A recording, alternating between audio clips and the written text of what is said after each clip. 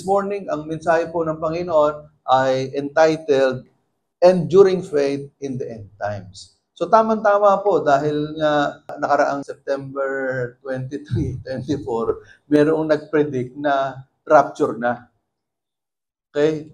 Kaya nga nung September 23 ng umaga, nagbiro nga ako doon sa ating group chat na baka naiwan na tayo. Pero salamat sa Panginoon at hindi talaga natuloy yung rapture dahil malamang maraming may iwan.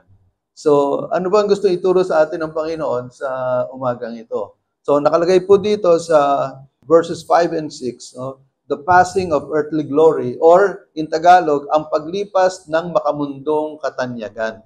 So, basahin nga po ng mga malilinawang mata sa verses 5 and 6. May ilang tao namang nag-uusap tungkol sa templo. Pinag-uusapan nila ang naglalakihan at magagandang batong ginamit dito at ang mga palamuting inihandog ng mga tao. Kaya't sinabi sa kanila ni Jesus, darating ang panahon na ang lahat ng nakikita niyong iyan ay iguguho at walang matitirang magkakapatong ng mga bato. So, ano po ibig sabihin nito? Nakita po ng mga disciples ni Jesus yung templo na pinagawa ni Herodes. Okay? So, ito po yung pangalawang templo na to. Kasi yung unang templo ay sinira, sinunog ng mga kaaway po ng Israel. So, pangalawang pagpapatayo na po ito. So, nung nakita nila yung templo, ay, ang ganda-ganda. Talagang amazed na amazed yung mga disciples. Pero sabi ni Jesus, darating ang panahon na ang lahat ng nakikita niyong yan ay iguguho. At walang matitirang magkakapatong ng mga bato. At ganun po nangyari. Noong AD 70, mga Romans naman ang sumira doon sa templo ng Israel. Okay? So kaya po yung temple ngayon na nasa Israel, na nakatayo ngayon, pangatlo na po yun. At kumbaga ay mas mababa yung kalidad nito kaysa doon sa mga naunang mga templo na unang ginawa ni Solomon. So, in application, ang gusto ituro ng Panginoon, wag mong itayo yung buhay mo sa possessions or institutions na, kumbaga, tinuturo ni Lord, ang ganda niyang mga buildings na yan. So, in application, wag nating isaalang-alang o wag nating gawing pundasyon ng buhay natin yung mga bagay na material dito sa mundong ito. So, hayaan natin na yung strong foundation ng buhay natin ay hindi sa material na bagay, kung hindi kay Jesus Christ. Kasi ang sabi doon sa Efeso 2:20, si Jesus ang batong pundasyon ng ating pananampalataya. So, naalala niyo yung Twin Towers, no, noong 2001, sa yung bumagsak na Twin Towers sa New York. So, bago yung 9/11, simbolo ito ng lakas ng ekonomiya. Pero sa loob lamang ng ilang oras, bumagsak ito noong September 11, 2001. Ground zero nga ang tawag diyan, talagang totally devastated. Buong mundo ay na-shock. Paalala ito na gaano man katibay ang gawa ng tao, pwedeng mawala sa isang iglap. That's why noong fatal day, no September 11, 2001, yung si Bin Laden, siya ay nag-orchestrate nito. So, dalawang eroplano yung tumama dito sa Twin Towers na to. 2,977 people died that fatal day. So, yung pangalawa, the peril of false guides, o ang kasamaan ng huwad na gabay. So, basahin nga po natin yung verses 7 to 9. Tinanong nila si Jesus, Guro, kailan po mangyayari iyon? At ano ang magiging palatandaang iyon ay magaganap na? Sumagot si Jesus, mag-ingat kayo upang hindi kayo mailigaw ni numan. Marami ang darating sa aking pangalan at magsasabi, Ako ang Kristo. At dumating na ang panahon. Huwag kayong susunod sa kanila. Huwag kayong matatakot kung makabalita man kayo ng mga digmaan at mga himagsikan. Dapat munang mangyari ang mga iyon, subalit hindi kaagad darating ang wakas. So ano ibig sabihin nito? Sinasabi ni Jesus doon sa kanyang mga disciples, malapit na ang wakas ng mundo. Kaya lang, may mga palatandaan para nyo malaman na malapit na yung pagwawakas. Pero ang sabi ng Panginoon, kapag nangyari ang mga palatandaan na yan, hindi agad-agad na magwawakas ang mundo. Kumbaga, malapit na pero hindi agad-agad. So kaya po, alimbawa, yung mga nangyayari ngayon na nasa ang mga palatandaan po sa Lucas 21, sa Mateo 24, tapos sa Marcos 13. So yung mga palatandaan na yan, nangyayari na pong lahat sa panahon natin ngayon. So kung babasahin niyo po uli itong Luke 21 or Matthew 24, lahat ng mga signs ng muling pagbabalik ng Panginoong Hesus nangyayari na. Maliban na lang sa isa. At ano yung isa na yan? Yung pagpapakita ng Antichrist. So yung Antichrist, yan po ay lalabas sa panahon na sobrang gulo na sa buong mundo. Siya yung kunwari, ay siya yung man of peace. Siya yung aayos sa mga problema sa buong mundo. Man of peace ang kanyang entry. Kasi kukunin niya yung loob ng mga tao eh. Kukunin lahat ng simpatya ng lahat ng presidente sa buong mundo. So, halos sambahin itong taong ito. Pero kapag nakuha na niya yung simpatya ng maraming tao at ng mga presidente ng buong mundo, doon nalalabas yung kanyang maitim na balak, masamang balak. No, siya na yung sasambahin at siya yung magiging kalaban po ng kabutihan. Sa pag nangyari na yan, doon na talaga. Wala na tayong hinihintay na iba pa. So, siguro, days na lang at magra-rapture na talaga. So, in application, huwag kang basta-basta maniwala sa sensational prophets or fake messiahs kasi isa yun sa mga palatandaan, maraming Kristo na lalabas. No? At isa nga dyan, halimbawa, si Apollo Kibuloy, na sinabi niya siya yung appointed son of God. Pero sa history daw po, merong 400 plus na nag-angkin na sila ang Kristo sa buong history. So, ang gusto ng Panginoon dito, sinasabi niya, huwag tayong maniwala dyan sa mga false Christ na yan. Kung hindi, tumingin lang tayo kay Jesus, ang tunay na Kristo na babalik sa tamang panahon na Diyos Ama lamang ang nakakaalam. So yun pong rapture, ang rapture po, ito yung mga Christians na pag dumating yung rapture, ay aangat na sila, sasalubungin sila ng Panginoon sa alapaap.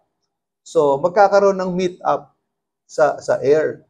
So, maiiwan yung mga unbelievers saka yung mga backsliders. And then, susunod po dyan, yung 7 years ng tribulation. Ano yung tribulation? Ito yung sobrang delubyo. Isipin nyo na lang yung mga delubyo ng kalamidad plus merong world war. Talagang sobrang gulo na nito. Kumbaga, wala nang kapayapaan sa mundo kapag ka po dumating yung tribulation. Kasi parusa ng Diyos yan eh. Doon sa mga taong matitigas sa mga ulo at sa mga Kristiyanong mga pa-backslide. Naniniwala ako, no, personal belief ko, na kahit yung mga totoong Kristiyano, pero inabutan ka ni Lord sa isang backsliding state, sa isang pagkakataon na malayo ka sa Panginoon, may iwan ka. Yun ang masakit doon. 7 years, you will suffer for 7 years. Pero, kung totoong Kristiyano ka, sa langit ka pa rin. Kaya lang, you will be one of the, what we call, tribulation saints. Ibig sabihin ng tribulation saints, ito yung mga papatayin during the 7 years of tribulation kasi hindi sila nagpatatak ng 666. Okay? So, kaya, pag-isipan din ng mga Kristiyanong, mga backsliders. So, ang sabi sa Mateo 24, talatang 36 at 24, walang nakakaalam kung kailan ang pagbabalik ng Panginoon. Tangi ang Diyos Ama lang. Okay? Kaya nga, ang sabi sa Mateo 24:44, ang sabi ay, maging handa kayo sa pagbabalik ng Panginoon. Kasi walang nakakaalam. Maging handa kayo. Ang sabi pa nga sa ibang mga talata, darating ang Panginoon na parang isang kidlat or parang isang magnanakaw sa madaling araw na walang nakakaalam. Now, as an illustration, itong si David Koresh noong 1993 ng Branch Davidian sa Texas ay nagpakilalang Messiah. Libo ang naniwala, nag-armas at natapos sa madugong standoff kung saan 86 ang namatay. So, world news ito, si David Koresh noong 1993. Nakipagbarilan yung kanyang mga kampon sa mga militar. So, marami siyang naloko. Marami siyang mga nauto. Kasi sabi niya siya yung Messiah. So kaya wag tayong basta-basta maniniwala. Noong 2011, si Harold Camping ay nag-predict ng rapture. Marami nagbenta ng bahay at nag-resign sa trabaho. Nang walang nangyari, nawasak ang buhay ng marami. So nitong 2011 yan, no? And then, ngayong 2025 naman, ito lang, recently, September 23 hanggang 24, nito lang, mga ilang araw lang nakalipas, si Brother Joshua from Africa prophesied that the rapture will be on September 23 to 24 of 2025. Pero nung hindi nangyari, marami ang na-disappoint, marami ang nagalit dito kay Brother Joshua kasi hindi nangyari yung rapture na hinihintay nila nung September 23 and 24 ng 25. Now, pangatlo, the picture of global groaning. So, ang larawan ng pangkalahatang pagtangis. Basahin nga po natin yung verses 10 to 11. At sinabi pa niya, maglalaban-laban ng mga bansa at ang mga kaharian. Magkakaroon ng malalakas na lindol, taggutom at mga salot sa iba't ibang dako. May lilitaw na mga kakaibang bagay at mga kakilakilabot na kababalaghan buhat sa langit. So, as a biblical reminder, sabi ni Paul sa Romans 8:22, ang buong sangnilikha ay dumaraing na tulad ng sa isang nanganganak. So, ibig sabihin, di ba yung mga manganganak dito, no? Yung mga nanganak pala. Bago mangyari yon, di ba may tinatawag tayo na birth pains, no? Birth pains. Yung bang sumasakit ang tiyan, humihilab ang tiyan, bago manganak. Ngayon, ibig sabihin, hindi pa ito yung wakas, no? Kundi paalala na sira ang mundo at naghihintay ng kaligtasan. So, ibig sabihin, yung mga pangyayari po ngayon, yan, ang paglalaban-laban ng mga bansa, at yung mga lindol, taggutom, mga salot, mga kalamidad, ito ay parang birth pains sa isang babaeng malapit ng manganak. So, yung iba, kung halimbawa, hindi naman cesarean, kasi pag cesarean, alam mo kung kailan eh. Pero yung bang natural birth na hindi alam nung nanay kung kailan siya manganganak, ano yung eksaktong araw, eksaktong oras, pero nararamdaman niya, malapit na. Naintindihan ninyo? So, ganun po yung pagbabalik ng Panginoon. Ramdam na natin ngayon na malapit na ang pagbabalik ng Panginoon. Hindi lang natin alam kung kailan yung eksaktong araw at eksaktong oras. Naunawaan po natin. Kaya nga, ang sabi ng Bible, magsipaghanda kayo. Dahil darating ang Panginoon sa panahon na hindi nyo inaasahan. Kagaya nun nangyari sa Noah's Ark. Hindi nila alam kung kailan yung bagyo, kailan yung baha na sinasabi ni Noah na pinipreach niya for 100 years hanggang pinagtatawanan na siya ng mga tao. Can you imagine 100 years nagpipreach si Noah na babaha? Pinagtatawanan siya ng mga tao. Walang naniwala sa kanya. 100 years nagpipreach and then 100 years gumagawa ng arko. Pinagtatawanan siya ng mga tao. Kahit yung pamilya niya, pinagtatawanan siguro siya. Kasi kung hindi siya yung tatay, hindi siguro sasama din yung mga anak niya. At pag yung asawa niya, dahil siya lang naniniwala. So, ilan lang silang naligtas? 8. After 100 years, 8 lang ang naniwala silang naligtas. Kasi hindi nila alam kung kailan talaga. So, hindi pa ito yung wakas, kundi paalala na sira ang mundo at naghihintay ng kaligtasan. Tingnan po ninyo, yung major conflict since 1975. Yung mga pinakababibigat na gera, ito po yung sa Dirty War in Argentina noong 1976, Afghan War noong 1978, Iran-Iraq War noong 1980, Falkland Island War noong 1982, Persian Gulf War noong 1990, Bosnian Conflict noong 1992, Kosovo Conflict noong 1998, Israel sa panahon natin po ngayon, Israel versus Palestine and Iran, Russia versus Ukraine, at malapit na China versus Taiwan. Naka-red alert ang Taiwan. Kasi malapit na silang girahin ng sakupin ng China. So, ito po yung mga major conflicts na sinasabi dito sa binasa natin na sa verse 10 na maglalaban-laban ng mga bansa at ang mga karihan. Okay? Now, yung major killer quakes naman in the last 25 years, ang sabi dito, more than 12 major killer earthquakes in the last 25 years. So the topmost were, una, 2004 Indian Ocean earthquake. Over 227,000 fatalities because of tsunami. Naalala niyo yun, no? Sa Indonesia na nagkaroon ng sobrang tsunami. Can you imagine 227,000 ang namatay? Nag-earthquake kasi sa Indian Ocean and then nag-create ito ng tsunami. Now, in 2005, yung Kashmir earthquake, 87,351 deaths in Pakistan. 2008 Sichuan, China earthquake, 87,587 confirmed deaths. 2010 Haiti earthquake, approximately 160,000 deaths. So, can you imagine, no? Grabe, talagang massive itong major earthquakes na to. Na sinasabi dito, sa binasa po natin, sa verse 11, magkakaroon ng malalakas na lindol, tagutom at mga salot sa iba't ibang dako. Tingnan natin, halimbawa, yung sa COVID-19. Part ito ng prediction na mayroong mga salot na darating sa natin sa mundo. Now, pang-apat, the platform of gospel witness. Ang plataforma ng pangaral na ebanghelyo. So, basahin po natin verse 12 hanggang verse 15. Ngunit bago mangyari ang lahat ng ito, kayo'y dadakpin at uusigin. Kayo'y lilitisin sa mga sinagoga at ipabibilanggo. At dahil sa pagsunod niyo sa akin, isasakdal kayo sa harap ng mga hari at mga gobernador. Iyon ang pagkakataon ninyo upang makapagpatotoo tungkol sa akin. Ipagpasya ninyo na huwag kayong mabahala kung paano ninyo ipagtatanggol ang inyong sarili. Sapagkat bibigyan ko kayo ng pananalita at karunungan hindi kayang tutulan o pabulaanan ng sino man sa inyong mga kaaway.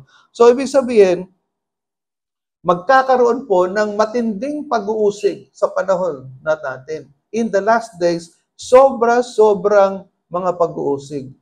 Sobrang paghihirap dahil sa pagsunod natin sa Panginoong Hesukristo na nakalagay naman talaga sa Bible. Kasi hindi naman pinangako ng Bible na kapag ikaw naging Christian ka, naging born again ka, magiging maayos lahat ng pangyayari sa buhay mo. So, hindi pinangako ni Lord yan. Ang ipinangako ng Panginoon, kapayapaan ng puso. Kaligtasan, katiyakan ng kaligtasan na kapag ikaw namatay, sa langit ka pupunta. Pero hindi sinabi ng Panginoon, walang nakalagay sa Bible, and you will live happily ever after. Walang ganon.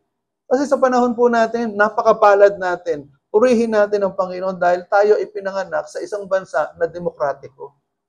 Na kapag ka ikaw, nangaral ka sa daan, nangaral ka sa bus, walang mananakit sa'yo. Kapag ka sinaktan ka, binato ka, abay, i-demanda mo. Pagkakakitaan mo pa yan.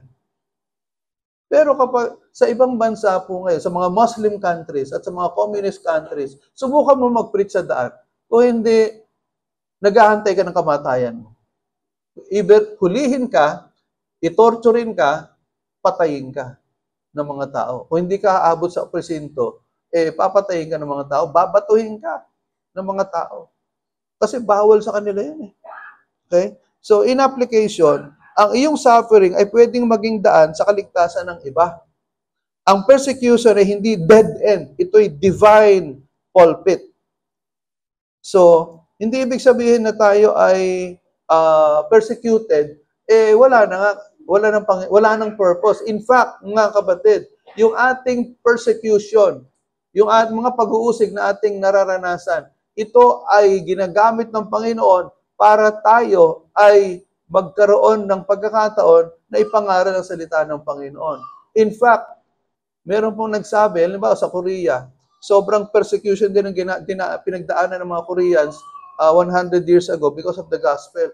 At sila yung nagsabi na, isa sa mga nagsabi na the blood of the martyrs is the seed of the church. So sa panahon po natin ngayon, more than 30 million Christian martyrs in the last 100 years.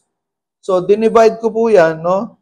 Sa yung 30 million divided by 100, 25,000 deaths per month. Can you imagine?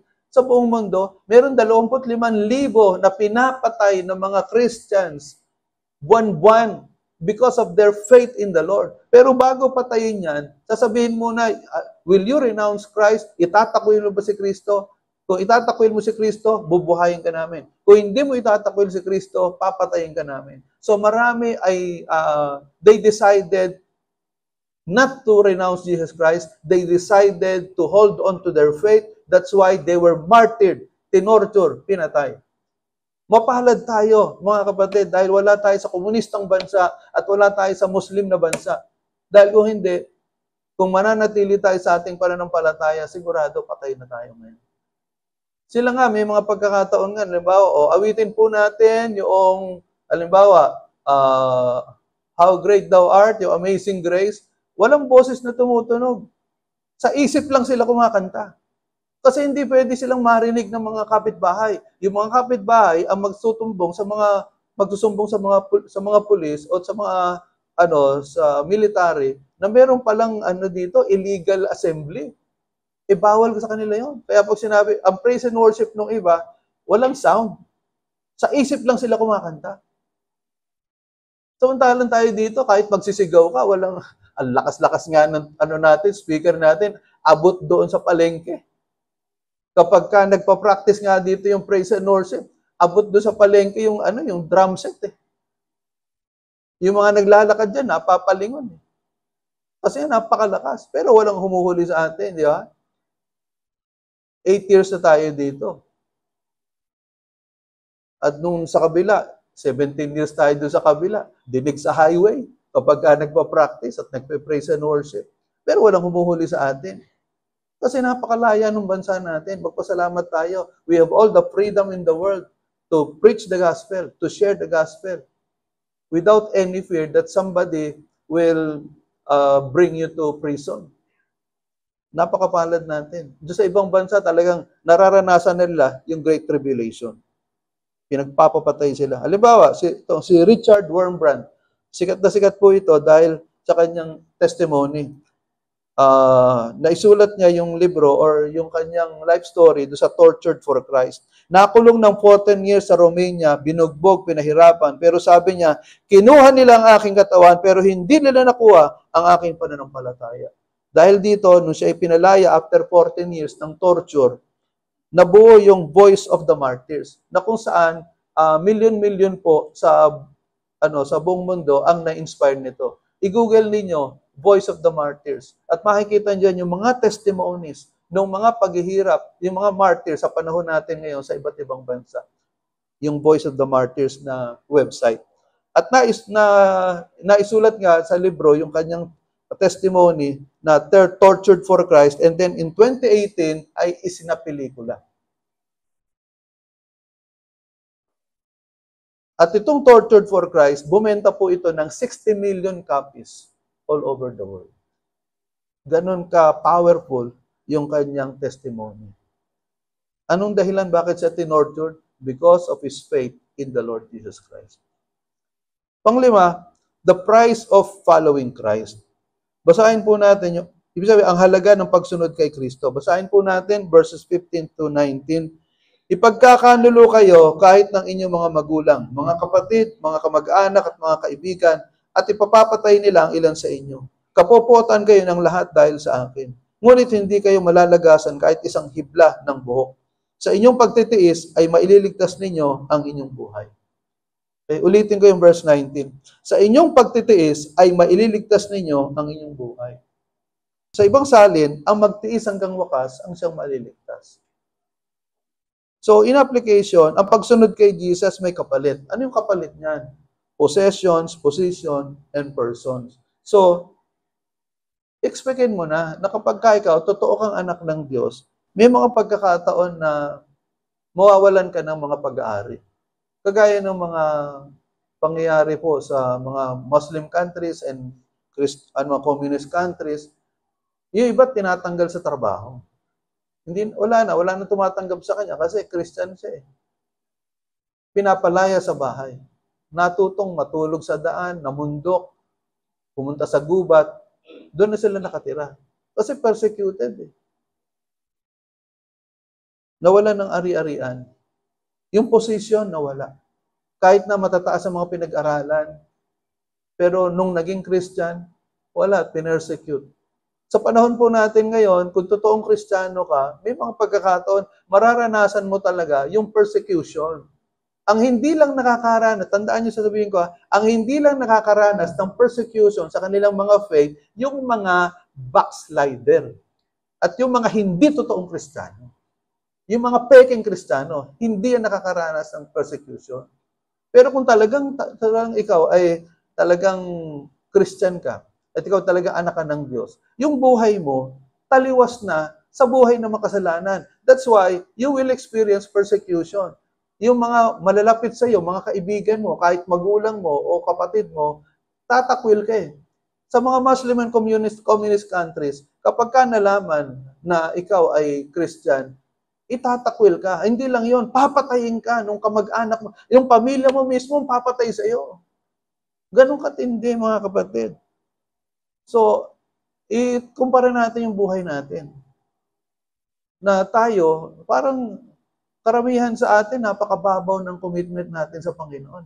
Yung pag-attend nga lang sa church, hindi natin magawang dumating sa oras. Yung magbasa lang ng Bible, hindi natin magawa. Yung mag-pray, yung mag-fasting ng 1 meal per day, hindi magawa. Nakakalungkot, di ba? Samantalang, yung mga kapatiran natin sa Muslim communist countries, talagang buhay ang kapalit. Buhay ang kapalit ng kanilang commitment sa Panginoon. Samantalang tayo, yung maliliit na bagay, hindi natin magawa. Napakababaw ng pagka-Kristiyano ng marami sa atin. Nakakahiya. But there is an assurance, eternal life in heaven that cannot be taken away from you. So, kung talagang Kristiyano ka, isang bagay hindi mawawala sa iyo. Isang bagay hindi pwedeng nakawin sa iyo. Ito yung katunayan, katibayan, na kapag ka ikaw ay namatay, sa langit ka pupunta. Yun ang inaasahan noong ating mga kapatiran na nakakaranas na matitinding mga persecution sa panahon natin ngayon. Iniisip nila, patayin man ako, hindi bali na. Maghirap man ako dito sa lupang ito, hindi bali na. Usigin man ako ng maraming tao, alisan man ako ng pag-aari o ng mga kayamanan, hindi bali na. May langit na naghihintay sa akin. So, kagaya po nito, noong 2015, pinugutan ng ulo ng ISIS ang 21 Coptic Christians sa Libya. Bago sila namatay, sinigaw nila, Lord Jesus Christ!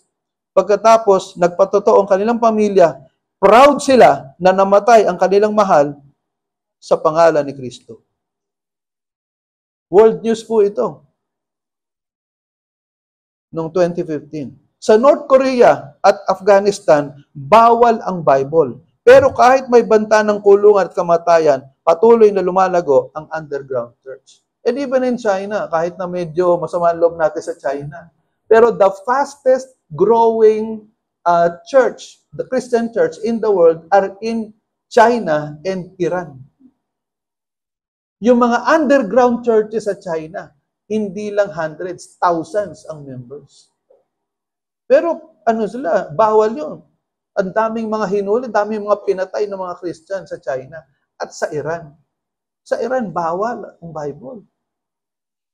Pero libo-libo ang umaattend sa underground church. Pag sinabing underground church, ano to, parang sikreto. Walang nakakaalam. Ang nakakaalam lang, yung mga Christians. Yung mga kapitbahay nila, hindi alam. Kasi pag nalaman ng mga kapitbahay, may reward kapag isinumbong sila sa pulis.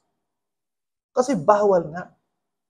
Pero sa kabila nun, ang pinakamalago na Christian church sa buong mundo nga, sa Iran at sa China. So remember, 3H in the end times. Una, hatred is real. Okay? Hatred is real. Ibig sabihin, pagkamuhi sa mga anak ng Diyos ay totoo. Dahil nga, ang sabi ng Panginoon, kung kinamuhian nila ako, kamumuhian din kayo. Sabi ng Panginoon, kung si Kristo ipinako sa krus, kinamuhian siya, kayo din, mararanasan nyo rin yung persecution na yan.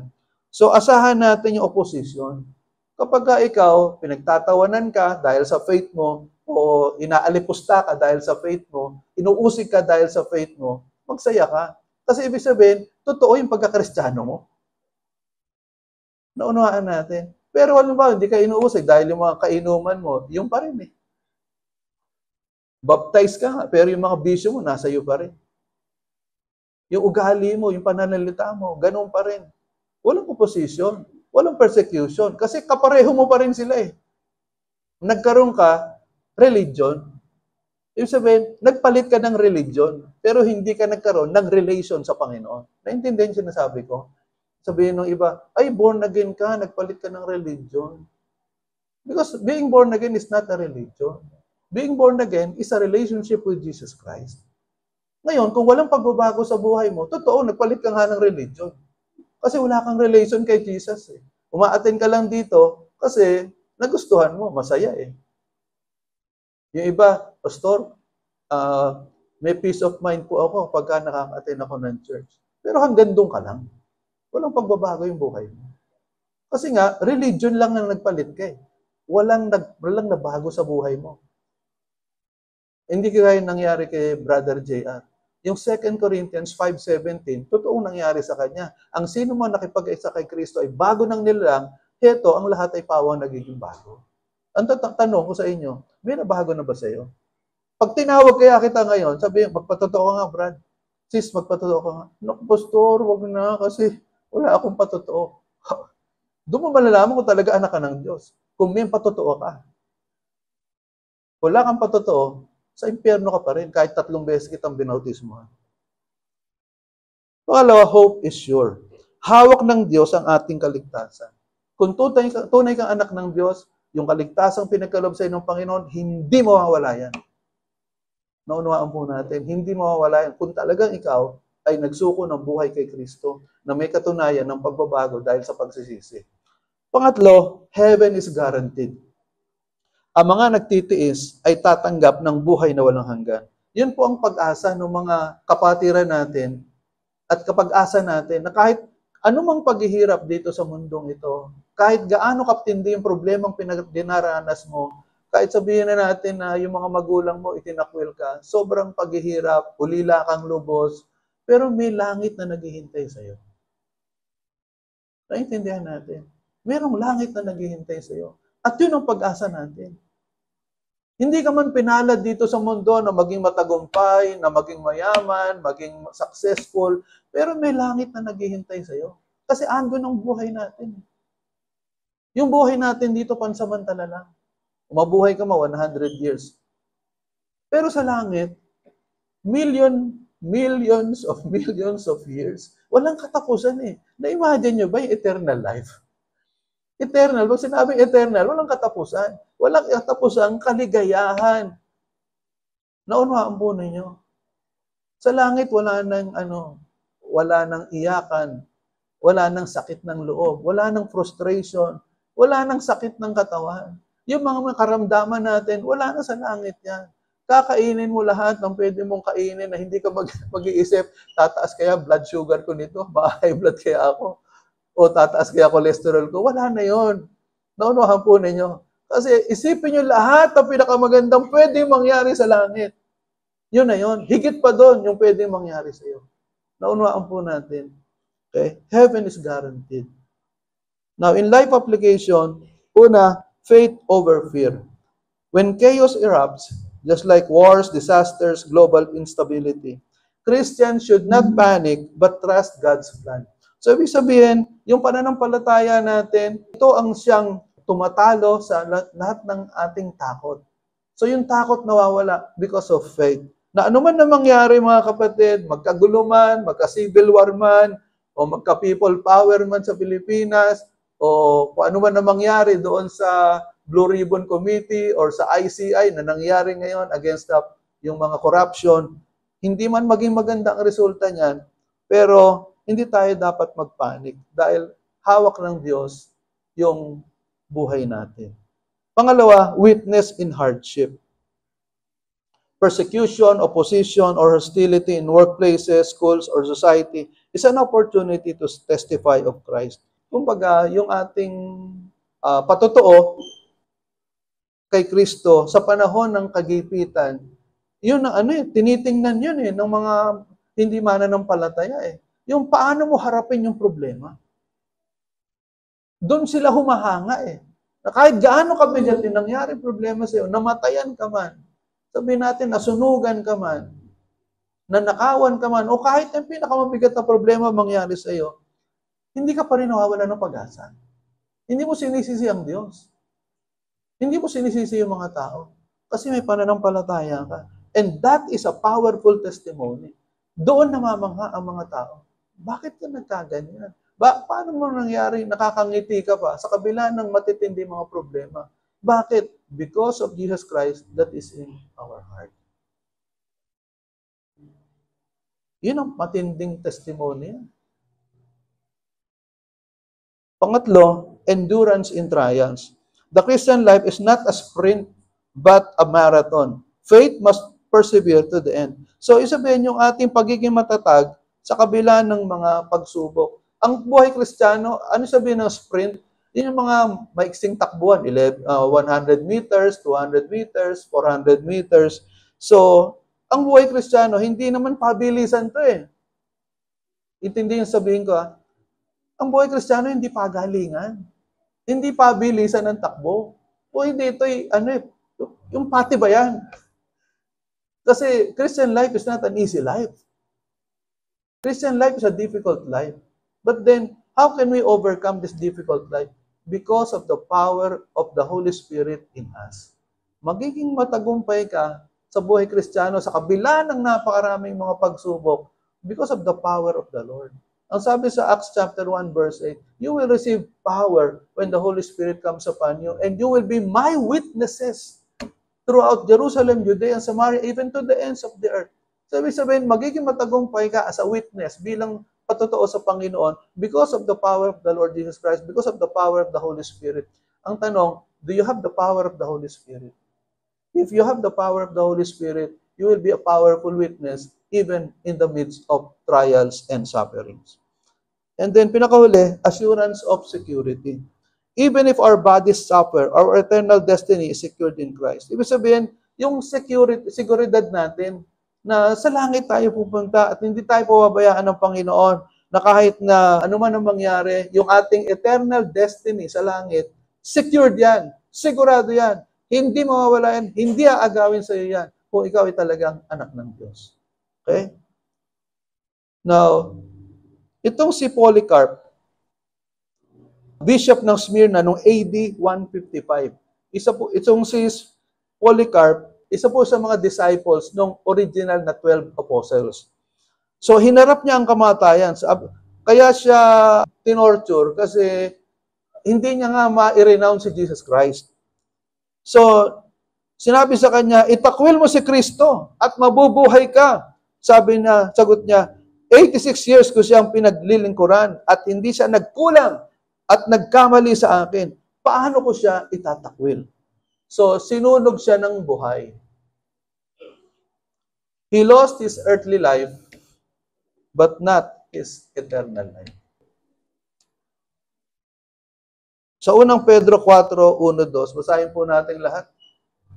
Dahil naghirap si Kristo sa kanyang katawang tao, dapat ay handa rin kayong maghirap. Sapagkat ang taong nagtiis ng hirap ay tumigil na sa paggawa ng kasalanan. Hindi na siya sumusunod sa masasama niyang ugali, kundi sumusunod na siya sa kalooban ng Diyos. So, mga kapatid, gusto ng Panginoon, ang sabi ng Panginoon, dahil si Kristo ay naghirap, expectin din natin na makakaranas din tayo ng paghihirap sa mundong ito. Bakit tayo makakaranas sa paghihirap? Dahil sa pagtitiis natin na tumigil sa paggawa ng kasalanan. Kung hindi ka pa tumitigil sa paggawa ng kasalanan, hindi mo mararanasan yung paghihirap ng isang Kristiyano. Pero dahil tumigil ka na sa paggawa ng kasalanan, dahil ikaw ay tunay ng anak ng Diyos, makakaranas ka ng paghihirap. Trials, troubles, tribulations. Hindi na siya sumusunod sa masama niyang ugali, kundi sumusunod na siya sa kalooban ng Diyos. So mga kapatid, yung tanong ko po ay dalawang tanong. Una, handa ka na ba? Handa ka na ba sa pagbabalik ni Kristo? Ibig sabihin, naisuko mo na ba ang buhay mo kay Kristo bilang Panginoon, tagapagligtas at Diyos ng buhay mo? Nakapagsisi ka na ba ng mga kasalanan mo? What if the rapture will happen tonight? Makakasama ka kaya? O may iwan ka? Pangalawang tanong, handa ka na bang magtiis ng mga pag-uusig dahil kay Kristo hanggang sa huli? Tandaan natin, ang magtiis hanggang wakas kung siyang maliligtas. Hindi ibig sabihin na we have to work out our salvation. Kung hindi, kung tunay kang anak ng Diyos, makakatagal ka hanggang sa huli. Mapagtatagumpayan mo lahat ng matitindi mga pagsubok. Let us pray. Salamat po, Panginoon. We pray, O God, na ang mensaheng ito ay pumukaw na aming mga damdamin, lalo na po na malapit ka nang bumalik. Hindi man namin alam yung eksaktong araw, eksaktong oras, pero naniniwala po kami na ayon po sa Biblia, malapit na malapit na malapit na malapit na malapit ka na pong bumalik. Nawa po ay matagpuan ko mo kami na handa sa iyong pagbabalik, at nakapagsisi ng mga kasalanan at nabubuhay ng may kabanalan. Dalangin ko po, Panginoon, ang bawat isa dito ay matagpuan niyo po na nagtatapat sa inyo upang wala pong maiwan. Walang abutan, Panginoon, ng tribulation sa lupang ito. At nawa makatiis po kami, Panginoon, sa kabila ng matitinding mga problema at mga pagsubok sa buhay, maging mapagtagumpay kami, Panginoon. Mapagtiisan namin ang mga problema at pagsubok na ito sa buhay hanggang sa huli. Salamat po, Panginoon. Nawa yung aming mga mahal sa buhay, Panginoon, madala po namin sa inyo. Yung mga taong mahalaga sa amin, huwag po namin kalimutan. Tulungan niyo kami, Panginoon, na mailapit namin sila sa inyo bago mahuli ang lahat. Salamat po, Panginoon. Ito aming dalangin sa makapangyarihang pangalan ng Panginoong Hesus, na aming Panginoon, tagapagligtas at Diyos ng aming buhay. Amen. Palakpakan natin ang Panginoon. Praise God.